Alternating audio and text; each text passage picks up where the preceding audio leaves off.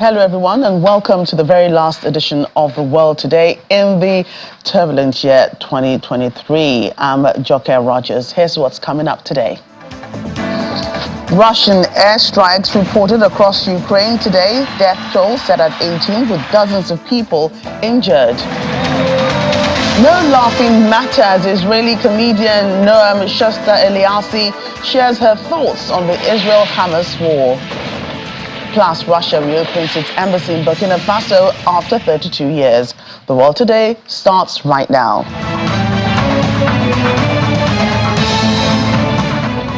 Welcome all our viewers here in Nigeria and around the world. I'm Joke Rogers. Let's get right into it. Ukrainian authorities have put the death toll at 18, the number of people killed as Russian airstrikes pounded several cities across the country. The Ukrainian military says Russia launched the massive attack with 158 drones and missiles.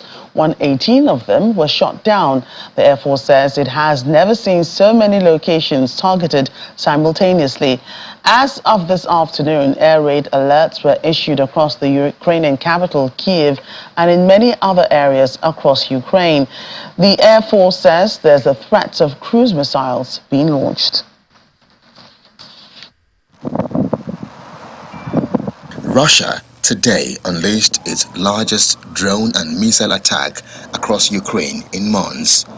Ukraine's military says Russia launched 158 drones and ballistic missiles, including ones which are extremely hard to intercept.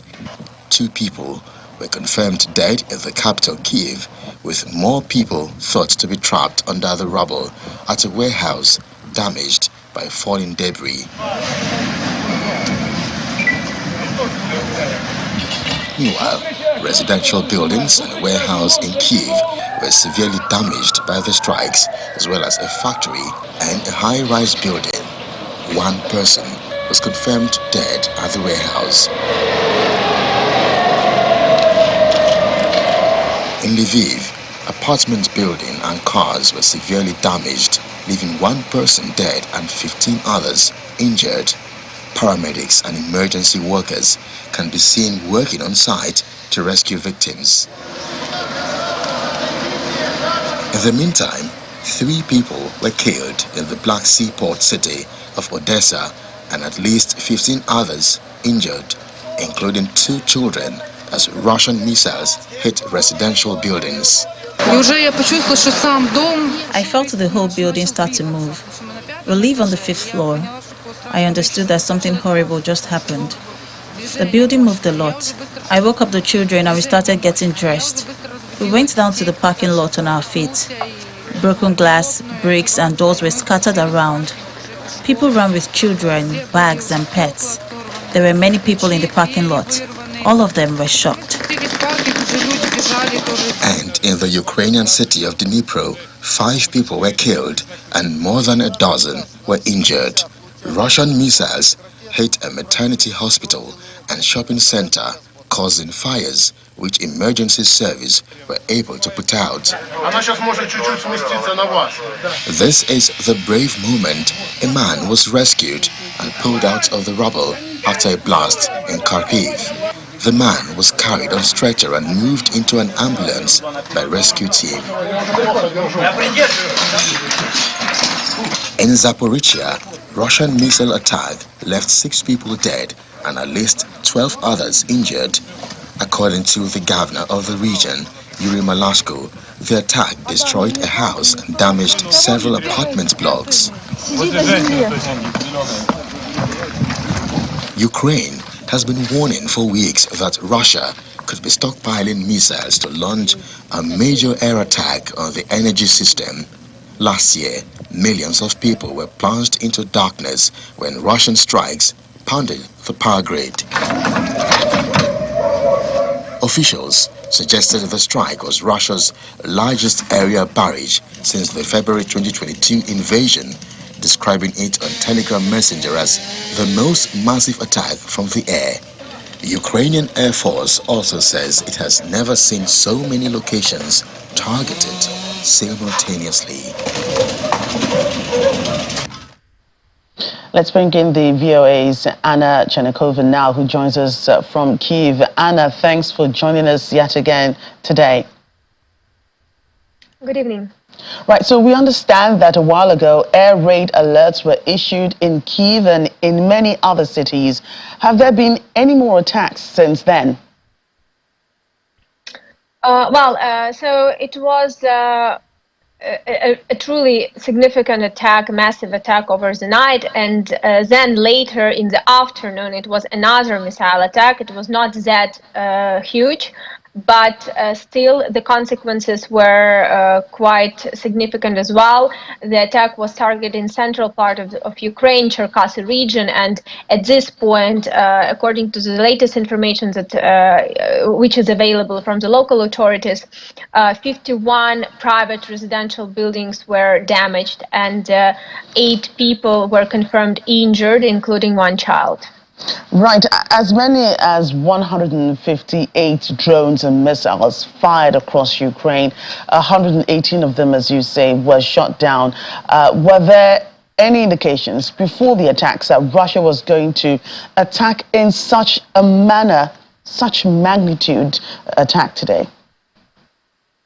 Well, definitely no one expected that this would be, well, the biggest air attack probably since in these 2 years, since the beginning of the full-scale invasion, using these various types of targets. Definitely no one could have imagine and could have predicted. It was basically everything started as usual, and this is what also Valery Zaluzhny, the chief of the Ukrainian armed forces, mentioned, that it started with the drone attack. It was 36 drones, and then after that the battle jets with missiles started, appeared in the air, were confirmed in the air, and launched missiles, over 122 missiles in total. And what areas were targeted during the raids? So I think that definitely one of the main targets was the capital, Kyiv. Also, very significant damages and unfortunately people injured and killed are in Kharkiv. It was probably one of the most intensive attacks in there because Kharkiv is located very close to the territory of Russia. Another city with most damages is the city of Lviv. Also the city of Dnipro, the city of Sumy and Zaporizhia. So basically, while I'm naming all the cities, you can see that there is basically every region was affected: east, south, north, and central part and west. Also, sorry, the city of Odessa, of course. So we can see that everywhere residential areas were affected pretty much. In Kyiv, the metro station, also the warehouse, the residential areas were affected, and unfortunately the rescue operation is still ongoing in Kyiv, and there were confirmation of another victim, so 6 people in total were killed in Kyiv, and around 26 injured. At least 24, injured. And in general, rescue operations around the country is also still ongoing. So at this point, we have confirmation of at least 18 people killed, if I'm not mistaken. But unfortunately, again, this number could change, and it's really difficult to predict. Okay, I'm sorry. The latest numbers: 26 people killed and over 120 injured around the country. But as I said, unfortunately, this number could still change because a lot of rescue operations are still ongoing. And do you think this could be a retaliation for the attack on the Russian warship in Crimea? Well, again, difficult to say because it was no official, report or announcement of this or statement on this from Russian authorities and Russian officials. According to Ukrainian officials, particularly the Minister of Defense of Ukraine, Mr. Umerov, mentioned that Russian forces were collecting missiles for quite a long time. So this was kind of probably the result of this preparation of the Russian Federation to conduct such a massive attack. To be honest, Ukrainian society was kind of getting ready for a big strike. Let's put it this way: people were getting ready for a strike on the 31st of December. So everyone expected that something significant should happen, because last year Russian forces conducted quite a massive attack on the last day of the year, and this time it's December 29th. Again, within the Ukrainian society, there is still a discussion if another attack will happen by the end of the year. So we will be following this. And Anna, this is coming as we are also learning that the U.S. has released its last military aid package. How much of an impact is the military anticipating the attacks have caused, and if the military aid will be enough to replenish depleted stock? There are hopes that it will be enough. At the same time, there is understanding that Russian Federation will try to use this particularly moment when Ukraine is at the situation that new aid is still not confirmed, is still not voted and not provided. So Ukraine is at this point waiting for new aid package to be approved. And it will, of course, take time also to get this aid. So there is understanding here in Ukraine that Russian Federation will definitely use this moment for its own for its own needs, and in order to probably conducted as much attacks as possible. But again, this is just predictions, and only time will show if this would be a strategy that Russian Federation will succeed at.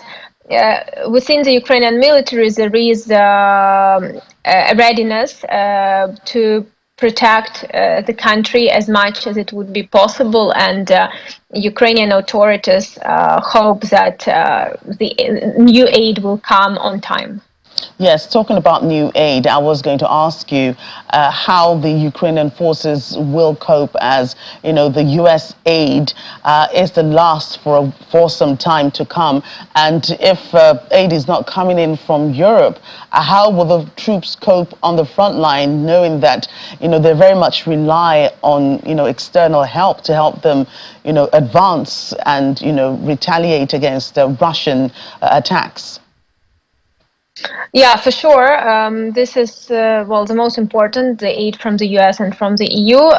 There is a certain amount of equipment and ammunition available, and Ukrainian forces already started to kind of save as much as possible. So we can also hear from the Ukrainian military authorities that Ukrainian forces are doing everything possible to save as much ammunition as it is possible, and even I can tell that during these attacks, the drone attacks, for instance, Ukrainian forces, it looks like at least that Ukrainian forces are trying to use as much of mobile groups shutting down drones, particularly I'm talking about Kyiv because I'm experiencing this in Kyiv, and use less of more powerful,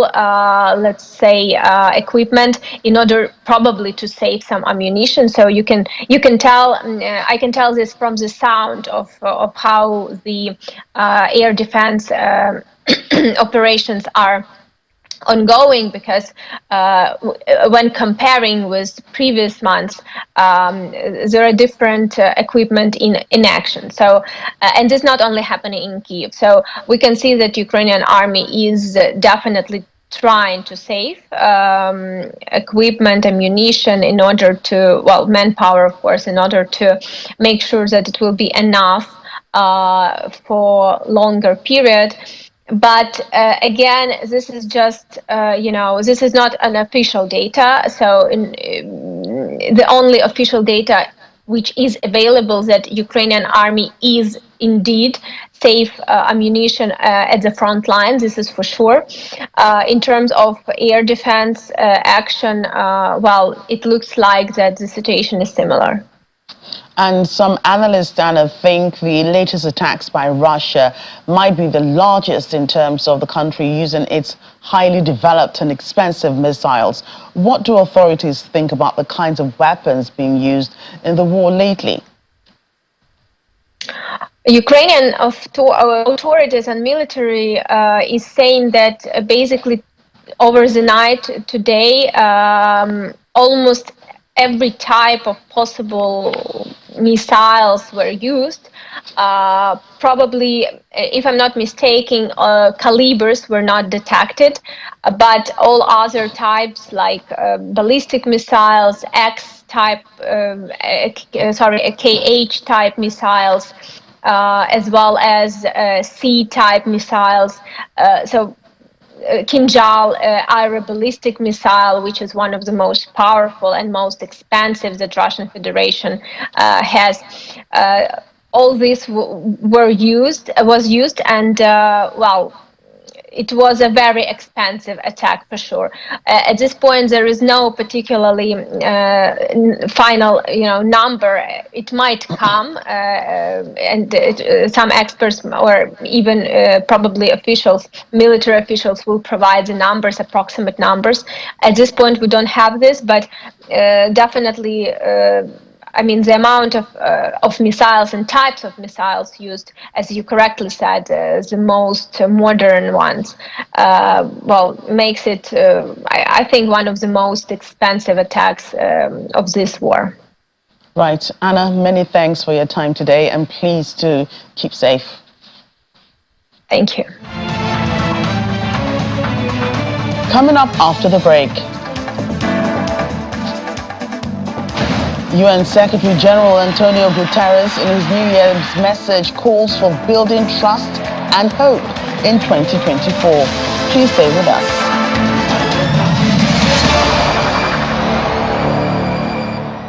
Welcome back to the program, and now to the war in Gaza, where the UN says an estimated 150,000 Palestinians are being forced to flee areas in the central area. Witnesses and Hamas armed wing report that tanks have reached the eastern outskirts of Burej camp. Israel's military recently expanded its ground offensive to target Burej and nearby Nusrat and Maghazi camps. Israeli bombardment also killed dozens of people across Gaza on Thursday. That's according to the Hamas-run health ministry. Egypt has confirmed that it has put forward a three-stage proposal to stop the fighting, which ends with a ceasefire. More than 21,300 people have been killed in Gaza, most of them children and women, in fighting that has continued for 11 weeks now. Now let's turn the spotlight on 13-year-old Nadine Abdulatif, whose family now have nothing to their name, having lost everything to the Israeli strikes.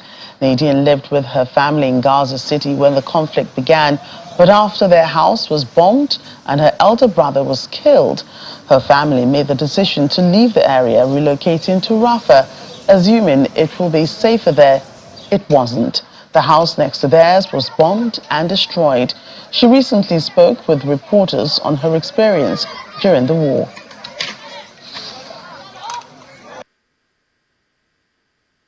We were in Gaza and we didn't know what to do because they were threatening house after house after house in our area to leave their place. A house was bombed next to our house and my house was completely destroyed, and even my brother was martyred. I didn't know what to feel about that, but then my mom said that we have to go to the Wusta. There's no more choices. We need to leave because it's dangerous out here. We went to the Wusta, to my sister's house, and we were scared, we were terrified because hit after bomb, every moment, in every area, and it was terrifying. And from Rafah, we stayed 2 days there, not knowing where to go. We slept in the streets. We slept in people's houses. We didn't know who they are.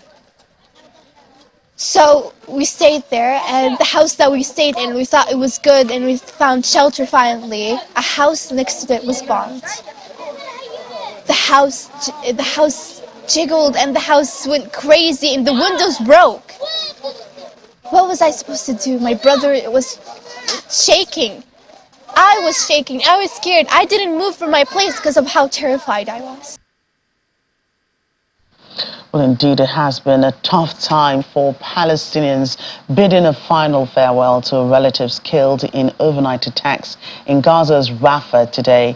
Israeli forces attacked areas of the central and southern Gaza Strip, where residents have been expecting a renewed ground offensive in areas crammed with tens of thousands of Palestinians already displaced by the war.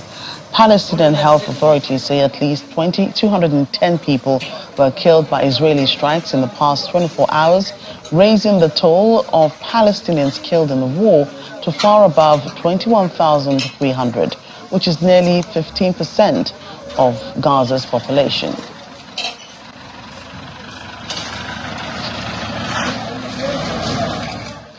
Well, Israeli comedian Noam Shasta Eliassi may have people in stitches, but she is not unaware of the impact of the war in Gaza.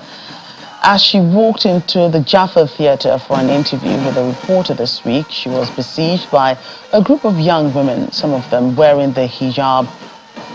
They were on a cultural tour in the neighborhood and wanted to talk to her for a moment and to take a picture. Noam obliged them, laughing and taking several photos. She later spoke about her perception of the war between Israel Defense Forces and the Hamas militants. This violence goes in a circle, right? And the price that we are paying will continue to evolve if we don't find another way out of this cycle of war, revenge, and violence. So the ceasefire is only the first step, but it is how we are long-term stepping out of this cycle of revenge, war, and bloodshed.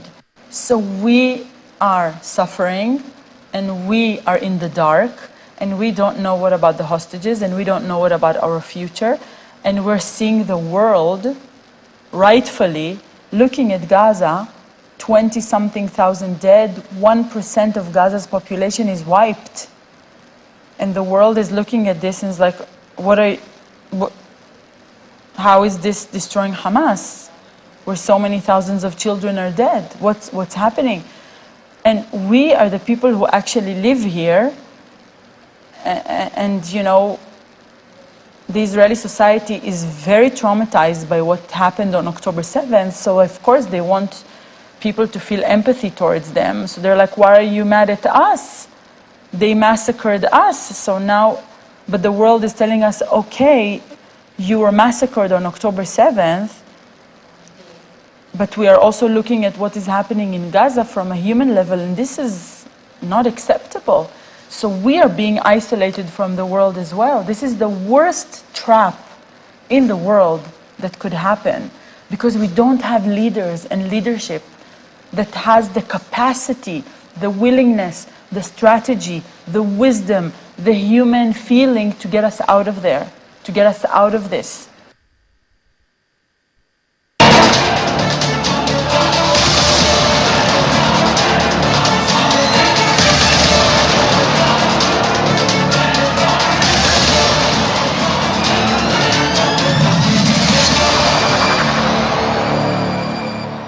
Away from that crisis, Spain's newly appointed economy minister, Carlos Cuerpo, has been sworn in to his new post by King Felipe. Spanish Prime Minister Pedro Sanchez ended weeks of speculation by announcing that Mr. Coepo will replace Nadia Calvino, who is set to head the European Investment Bank. Mr. Coepo, who until now led the Treasury Department, has been a high-level Spanish civil servant since 2008 and played a key role in discussions on the European Union's new package of fiscal rules in his capacity as negotiator for the Spanish rotating presidency. With the reshuffle, Sanchez also promoted Budget Minister Maria Jesus Montero to be his first Deputy Prime Minister, a position until now also held by Mr. Calvino. Ms. Montero was previously fourth in a line of succession. T-minus 10, 9, 8, 7, 6, 5, 4, 3, 2, 1. Engines full power and liftoff of Falcon 9, or correction of Falcon Heavy. Go USS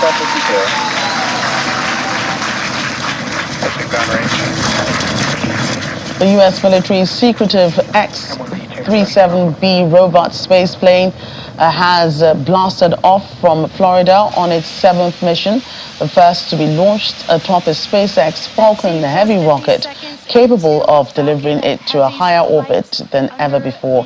The Falcon, composed of 3 rocket cores strapped together, roared off its launch pad from NASA's Kennedy Space Center at Cape Canaveral in spectacular nighttime liftoff carried live on a SpaceX webcast. The Falcon's side boosters have returned safely to Earth.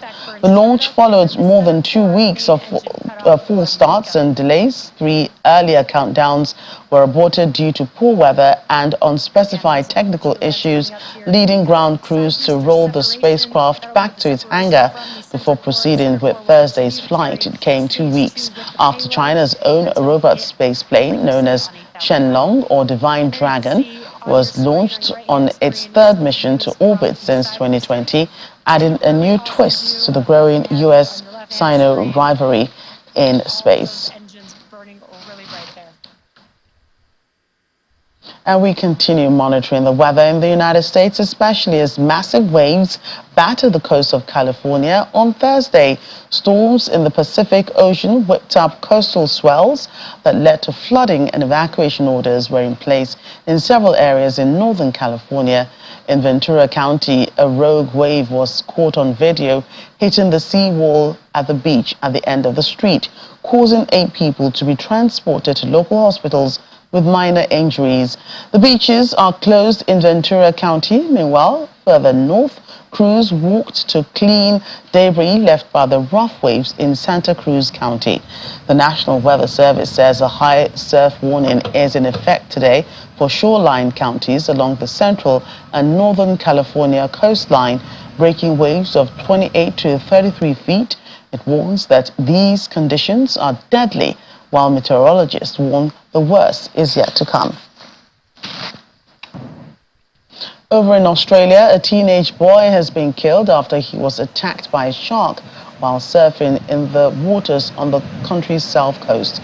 The body was pulled from the water after the attack, which happened near Earthel Beach in Innes National Park on the York Peninsula. The attack follows the death in May of a 46-year-old mauled by a shark at the Walker's Rocks Beach on Eyre Peninsula.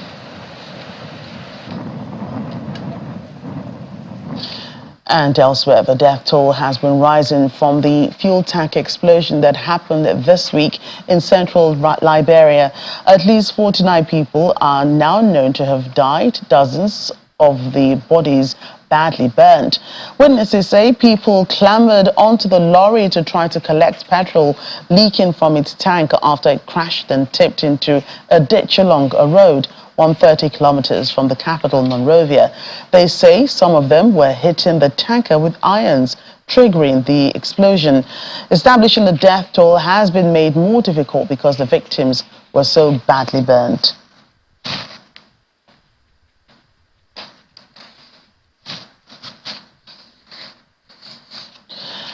And earlier, my colleague Layo Olarinde spoke to Liberian journalist Trokon Repu on the latest development.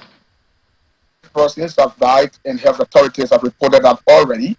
So the Ministry of Health of Liberia is expected to have a news conference on today to update the public about, where we are as a people. So His Excellency, the President of Liberia, George Weah, has expressed condolence and said that the health authorities have is backing the the strength of manpower, so that most of these people can, who are injured, can also get the needed medication. But as it stands right now, several health facilities across the country, people have been transported there. The health minister, an authority of the health ministry told me on yesterday that over 80 persons are at various health centers, and the death toll continue to increase, as it relates to the Tengo disaster in Totota Bon County, the central region of Liberia. Well, it's a sad moment. Tragic and sad for them and for our nation. On Tuesday, on Wednesday, there was a mass burial of some of the people who died instantly as a result of the fire incident. Some were dismembered because you know what the flame does. When the fire is too heavy. So there was a mass burial. Family and friends were standing around. Weeping in total confusion, and the government has not said anything yet as it relates to compensation for these people. 8 institutions are coming in, including the Red Cross, to assist them. But it's a total state of confusion for the families and some of those who have, victims, who are survivors. At various hospitals, they are there and consoling their relatives and loved ones. But they are in total state of confusion, and the entire nation is also in total state of confusion because of what has happened.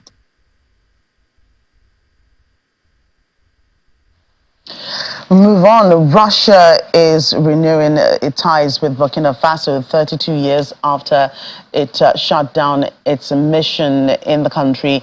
Russian officials confirmed on Thursday the country has reopened its embassy in the former French ally. The reopening comes months after President Vladimir Putin announced plans in July to reopen the embassy during the Russia-Africa summit in St. Petersburg. The embassy was closed in 1992 as Moscow reduced its involvement in Africa following the end of the Cold War and the collapse of the Soviet Union. A head of mission has not been named, but Russia's ambassador to Cote d'Ivoire, Alexei Saltykov, says he would head it until President Putin announces a head of mission in Ouagadougou. Let's bring in security expert David Otto to examine this. David, great to have you here today. Thank you for having me.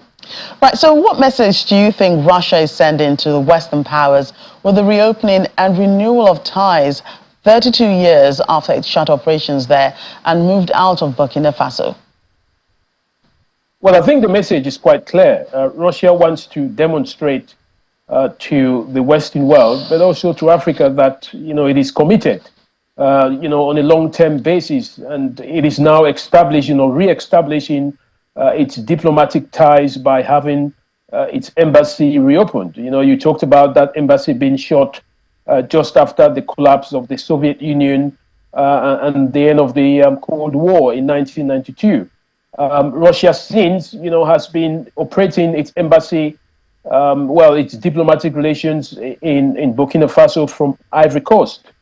So I think, in July, of course, of 2023, it promised that it would reopen its embassy in Burkina Faso, and it has done so. So it's a very clear message to the rest of the Western world that, despite Russia being involved in the war in Ukraine, despite its isolated position from the Western part, Russia continues to do business in other parts of the world. This had been the fear of Western allies, as you've just put it, that Russia would make inroads into Africa by whatever means necessary. With the exit of France, based on some elaborate plans by President Vladimir Putin, should African leaders be wary of Russia's diplomatic drive on the continent? Well, I don't think so. I mean, this is not a blanket situation. Each country, would examine its relationship with Russia, from its national interest. Burkina Faso, albeit it being ruled by a military junta, President Traore, I think, they've made a decision based on the bilateral relations that they have with Russia, especially when it comes to military assistance, to fight against the insurgency. But also, you've got to remember that Russia has always had, trade and diplomatic ties, between themselves and the Soviet Union. So it's for African countries to examine what benefits, they would have in terms of, establishing any kind of diplomatic relations with Russia, and, what that would mean for national development. So I think it's not a question of being worried. I think it's a question of establishing where national interest lies between them and the, and the Russian government as it is. And right, we know this benefits, Burkina Faso greatly, as Junta is looking for new partners. But in terms of its relations with other African countries, do you see this new partnership as a hindrance to restoring those ties? Well, I think Burkina Faso suffers more from, an African Union suspension that, occurred after the first coup d'etat. They were suspended from the AU in February of 2022, and the ECOWAS, followed suit. So they're kind of isolated from the blocs, the African Union and the ECOWAS bloc. But remember that Burkina Faso, Mali, established, of course, with Niger, established the Liptako-Goma Alliance, which has given them, some kind of a regional, union, or a regional bloc, to belong to. I don't think, other African countries, are somewhat, worried about the fact that Burkina Faso is being run by a military junta. I think, they're just respecting the orders of the African Union and ECOWAS, if you're talking about the West African bloc. But individual nations, I don't think they do have any, issues, with the government of Burkina Faso for aligning itself, primarily with Russia. So I'm doubtful that, it will have any kind of impact. I think what most African countries want to see is the government, looking after the needs of the people. The social contract being established, rather than some kind of likeness or hateness, which, of course, has very little to do with national interest. And do you think that those other governments now under military rule will open their arms to countries, like Russia, and to the same line? Well, of course. Again, as I mentioned earlier on, each country would look at, where its national interest lies. We already have an alliance between the tripartite nations of Niger, Burkina Faso, and Mali, and perhaps, according to them, they are open to welcoming, other members of that alliance. Perhaps, as you rightly said, other countries would look at Russia and think, well, if Russia is, for us, then of course, we should do business with them. I think, the most important aspect of every nation is to look at where national interest lies, as I mentioned earlier on. Russia has promised, for example, Burkina Faso to establish a nuclear power plant, to increase their energy supply level. This was done again in July during the Africa-Russia summit in St. Petersburg. Other countries have had similar promises, or maybe promises from Russia within the trade or military sectors. So I think it's all about individual interest, and if these countries believe that they will get a better deal with Russia, then of course, so be it. But I think what one needs to be very clear about is that African nations must learn to look after their national interest rather than what, some other blocs, maybe the EU or the Western blocs would like to see in terms of diplomatic relations with countries like Russia. And David, and we'll see you in the new year. Thank you. And still to come on the program. Getting married in your own style. Electric motorcycles and scooters join the tradition of wedding procession styles in Havana, Cuba.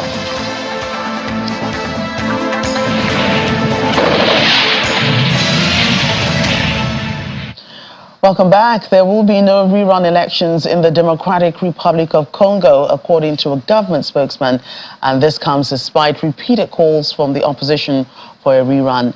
He made the comment today after police forcibly broke up a banned protest march in Kinshasa over how the December 20 poll was conducted.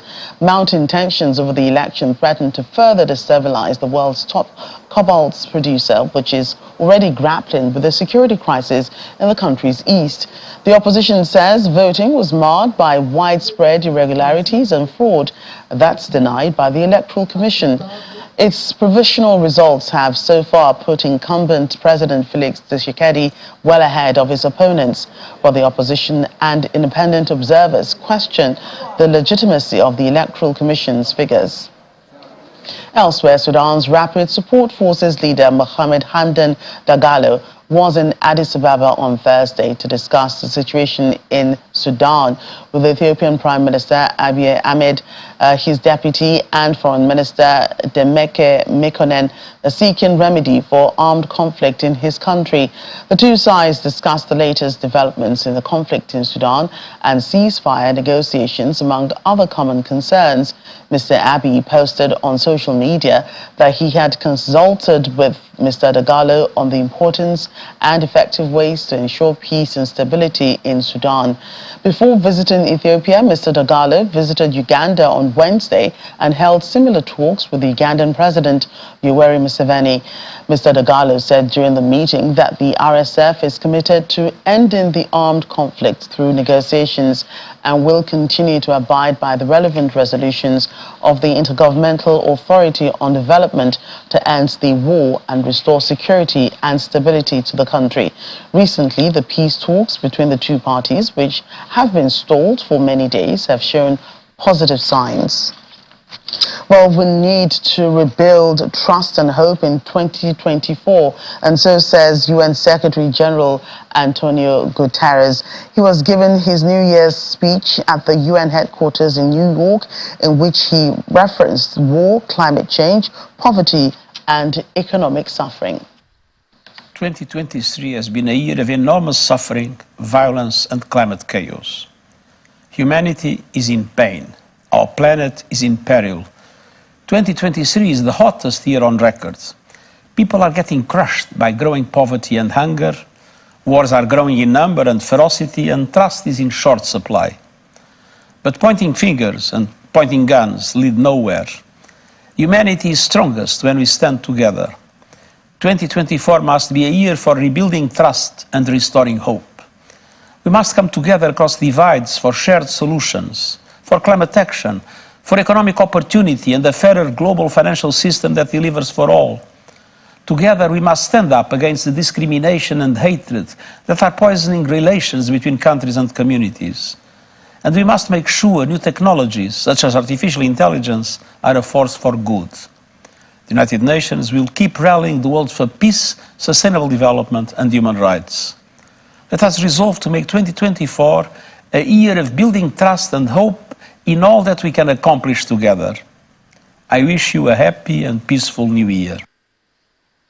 Well, the year 2023 came with numerous challenges for the continent, from natural disasters to military takeovers. A whole lot happened. Our next report is on the stories and happenings that shaped the year 2023 around the world.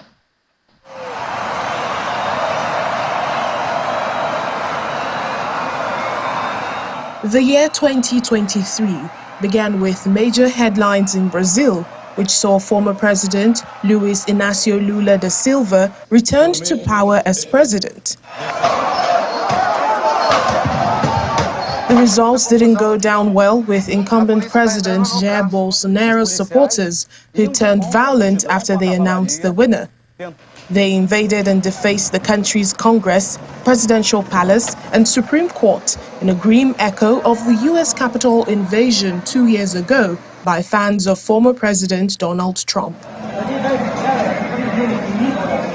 Later in the month, Pakistan experienced one of the biggest suicide bombings as a suicide bomber blew himself up inside a crowded mosque. At least 100 people, including 27 police officials, were killed. Numerous disasters plagued the world in 2023, beginning with Turkey, who witnessed its most devastating natural disaster. A 7.8 magnitude quake hit southeastern Turkey and parts of Syria, leaving more than 50,000 people dead across the two countries. Floodings and landslides triggered by heavy rains killed at least 129 people in Rwanda. Floods also hit the Democratic Republic of Congo, where hundreds of people were killed in one of the country's deadliest disasters.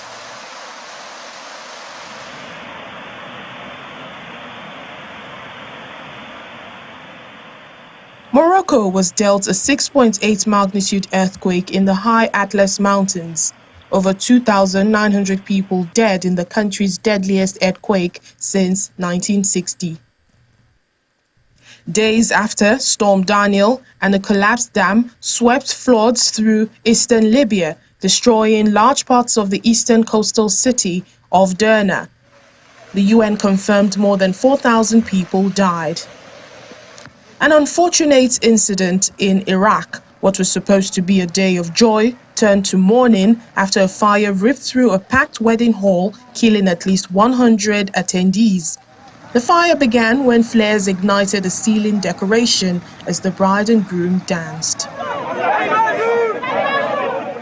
Two military coups rocked the African continent this year in the West African region. Soldiers took over power from Niger's President Mohamed Bazoum in the capital Niamey as regional leaders, ECOWAS, locked horns with the new leadership, announcing it could employ the use of force in removing the junta. On the second to the last day of August, military officers in Gabon seized power, putting President Ali Bongo under house arrest, minutes after the Central African States election body announced he had won a third term in office. The month of April saw violence return to the Sudanese capital Khartoum as the country's armed forces and a paramilitary group clashed in a struggle for power. The fighting has now raged on for over 7 months. Ukraine marked its first anniversary of the Russian invasion into its country. A couple of months later, Finland was given the nod to join NATO, completing a historic security policy shift triggered by Russia's invasion of Ukraine. Well, just before Finland's membership to NATO, the International Criminal Court issued an arrest warrant for Russian President Vladimir Putin. Few days later, Chinese President Xi Jinping met with Mr. Putin in Moscow, seeking both to deepen economic ties and also promote Beijing's role as a potential peacemaker in Ukraine. Perhaps the first serious challenge to President Vladimir Putin's grip on power of his 23-year rule in Russia, mutinous Russian mercenary fighters Wagner barreled towards Moscow in June. Wagner boss Yevgeny Prigozhin said his men were on a match for justice to remove corrupt and incompetent commanders he blamed for botching the war in Ukraine. 2 months later, however, Prigozhin was killed in a plane crash, raising suspicions of a possible Kremlin-orchestrated hit, but Russia vehemently denied.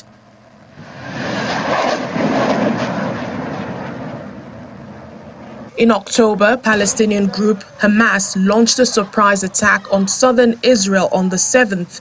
Israel said Hamas killed 1,200 people, mainly civilians, and took over 240 hostages.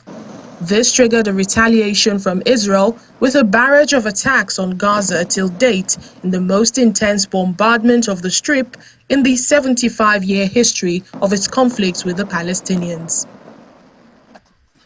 Former Italian Prime Minister Silvio Berlusconi also died in 2023.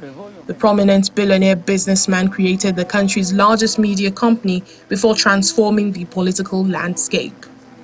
Still in June, a submersible taking wealthy tourists to visit the site of the Titanic wreckage went missing. After an intense 5-day international rescue effort, all 5 people aboard were pronounced dead after the vessel suffered a catastrophic implosion. Despite the tragic incidents of the year, there were still some feel-good stories. Colombia was able to rescue 4 children who had gone missing in the country's dense jungle for more than 40 days after a deadly plane crash. The siblings, aged 13, 9, 5 and 1, were found on the border between the Colombian provinces of Caqueta and Guarive. Indian lunar lander Chandrayaan-3 successfully touched down on the lunar surface, making India the 4th nation to successfully land on the moon and the 1st to land in the South Pole region.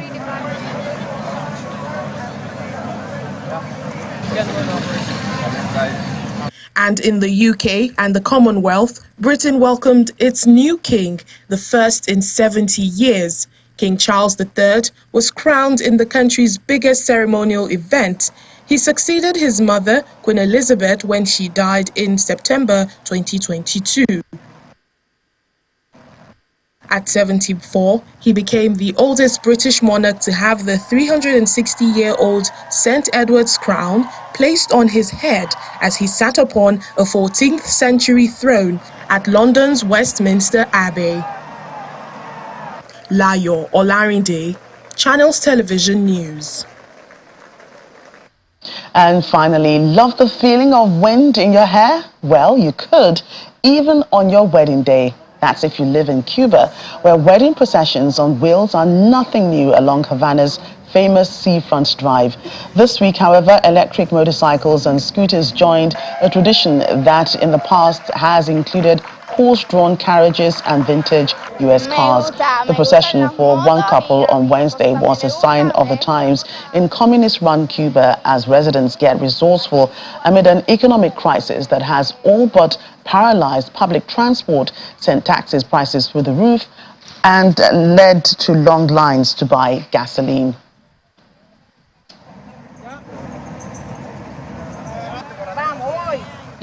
Wind in your hair. Well, that's our package today. Thank you so much for watching and see you all in the new year. I'm Joker Rogers.